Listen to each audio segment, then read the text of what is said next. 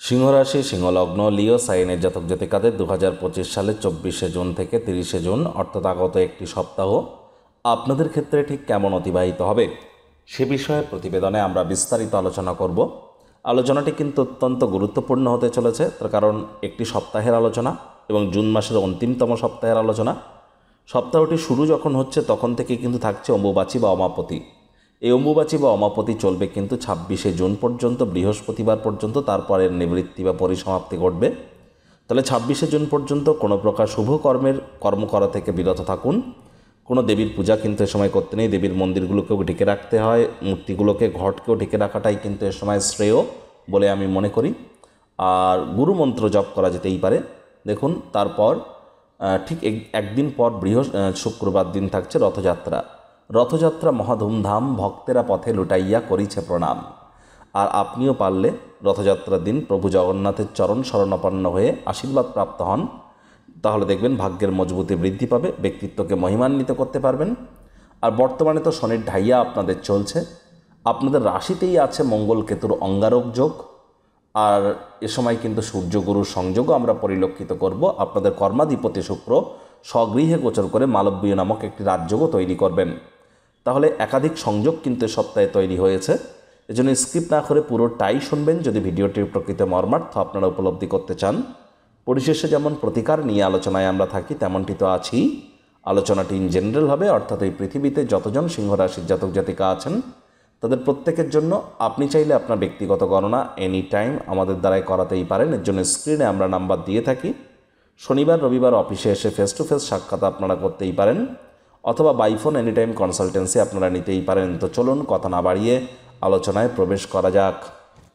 সিংহরাশি সিংহলগ্ন লিও সাইনের জাতক জাতিকারা কালপুরুষের রাশি চক্র অনুযায়ী পঞ্চমতম রাশির আন্ডারে আপনারা পড়েন।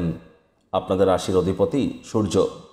আর স্ক্রিনে আপনারা যে চারটি দেখতে পাচ্ছেন, এটি সিংহরাশির জাতক জাতিকাদের 2025 সালের 24শে জুন আপনাদের গ্রহগত গোচরের ছক কিন্তু ঠিক এমনটি দেখাবে। ফার্স্ট হাউসে 5 লেখা থাকলেও গুলিয়ে ফেলবেন না, এটাই কিন্তু আপনাদের ফার্স্ট হাউস। এখানে থাকছে মঙ্গল কেতুর অঙ্গারক যোগ। আর রাহু থাকছে কোথায়? আপনাদের সপ্তম ভাবে, যেখানে 11 লেখা আছে ওটি কিন্তু আপনাদের সপ্তম ভাব। শনি মহারাজ আপনাদের অষ্টম ভাবে অবস্থান করে শনির ঢাইয়াকে তিনি শুরু করেছেন। শুক্র আপনাদের ভাগ্যস্থানে থাকছে, তবে শুক্র আপনাদের কর্মাধিপতি 29শে জুন স্বগৃহে গোচর করে মালব্য নামক একটি রাজযোগ তৈরি করবেন, যেখানে অলরেডি চন্দ্র সপ্তাহটি শুরুয়াত উচ্চস্থ অবস্থানেই করছে। সূর্যগুরুর সংযোগ থাকছে আপনাদের লাভ ভাবে, বুধ থাকছে আপনাদের ব্যয়ের ভাব বা মোক্ষের ভাবে। প্রথমেই আপনাদেরকে জানাবো, যারা স্টক মার্কেট বা শেয়ার মার্কেটে অর্থ বিনিয়োগ করেন বা ট্রেডিং করেন বা স্পেকুলেশন গেমের সাথে যুক্ত আছেন বা রিটেল মার্কেটে আছেন, তাদের জন্য কিন্তু সপ্তাহটি এক প্রকার দুর্দান্ত পরিগণিত হতে চলেছে। দুর্দান্ত আউটকাম আপনারা প্রাপ্তি করতে চলেছেন। যারা সরকারি চাকরিজীবী আছেন তাদের জন্যও সময় সুযোগ কিন্তু বেটার পরিগণিত হবে। যে সমস্ত দম্পতি সন্তান সন্ততি প্রাপ্তির প্ল্যানিং করছেন তাদের জন্য সময় সুযোগ কিন্তু দুর্দান্ত। আর প্রেম করে বিবাহের যোগও কিন্তু পরিলক্ষিত হচ্ছে। একই সাথে আপনাদেরকে বলবো, যোগ্য কর্মচারী হয়ে থাকলে প্রমোশন, পদোন্নতি, স্যালারি ইনক্রিমেন্ট এগুলি কিন্তু আপনাদের জন্য অপেক্ষা করছে। সময় সুযোগের সদ্ব্যবহার কিন্তু আপনারা করতেই পারেন। আর online income, digital marketing, work from home, social মিডিয়াতে যারা কেরিয়ার করতে চান তাদের জন্য সময় সুযোগ এক প্রকার দুর্দান্ত পরিগণিত হবে। তবে দেখুন, সপ্তাহটির শুরুতেই ভাগ্য কিন্তু আপনাদেরকে সঙ্গ দেবে না। সপ্তাহটির শুরু থেকে ওভারঅল বলতে গেলে আপনাদের কিন্তু এ সময় খুব খেয়াল রাখতে হবে পরিবারের প্রতি। পরিবার পরিজনদের উপরে জোর করে নিজের মতামতকে জাহির করলেই ক্ষতি। ছোটোখাটো ব্যাপারে অন্যের বিষয়ে ভুল ত্রুটি ধরা স্বভাব থাকলে ত্যাগ করুন। কোথায় কি কথা বলছেন ভাবনা চিন্তা করে বলুন। মেজাজ কিন্তু সপ্তমে থাকতে পারে, চড়ে থাকতে পারে, হুটহাট করে রেগে যেতে পারেন। রাগের মাথায় কোনো প্রকার সিদ্ধান্ত গ্রহণ করা থেকে বিরত থাকবেন। আগুন, বিদ্যুৎ, বজ্রপাত, আবারও বলছি ইলেকট্রিসিটি, ফায়ার, থান্ডারস্টর্ম এগুলি থেকে আপনারা একটু সাবধানতা অবলম্বন করুন। তা না হলে কিন্তু এ সময় আপনাদের কোনো না কোনো মানসিকভাবে বিব্রত কিন্তু আপনারা হতেই পারেন। টেনশন বাড়তে পারে, চঞ্চলতার মাত্রা বৃদ্ধি পেতে পারে। একটু সাবধানে থাকতে হবে। যোগব্যায়াম, ধ্যান, প্রাণায়ামের সাহায্য আপনারা নিন। কোথায় কি কথা বলছেন খুব ভাবনা চিন্তা করে বলুন।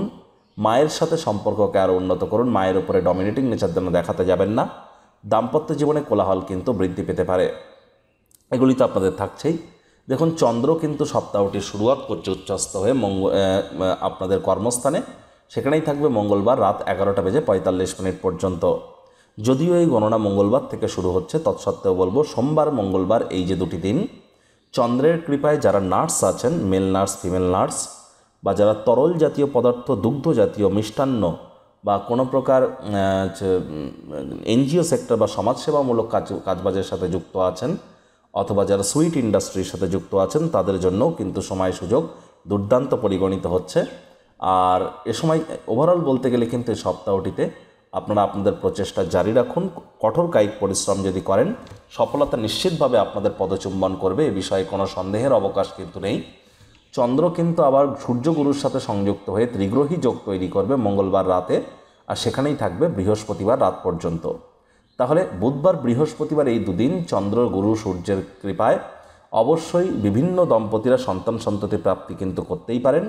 তার সাথে সাথে যারা প্রেমে পড়েননি তাদের জীবনেও কিন্তু স্বপ্নের নারী পুরুষের আগমন কিন্তু এ সময় কিন্তু ঘটতেই পারে অনেকের ক্ষেত্রে।